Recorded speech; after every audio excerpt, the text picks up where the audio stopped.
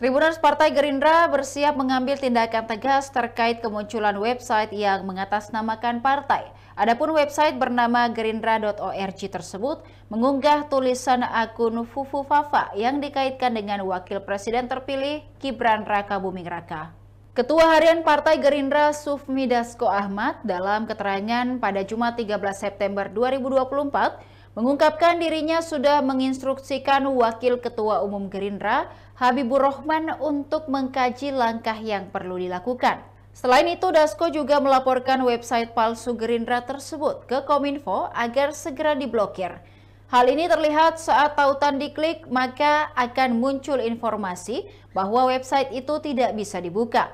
Adapun website asli dari Gerindra yakni gerindra.id.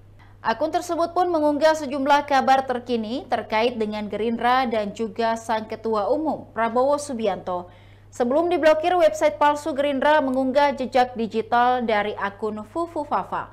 Mulai dari kritik negatif soal Prabowo hingga komentar bernada seksisme.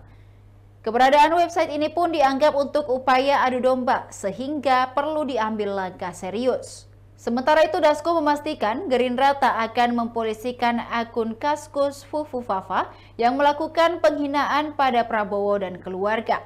Menurut Dasko, pihaknya tak memiliki urusan dengan pemilik akun Fufu Fafa.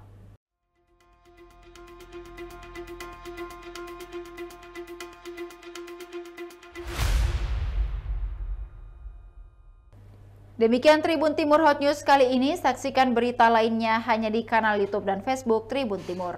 Download Tribun X sekarang. Menghadirkan lokal menjadi Indonesia.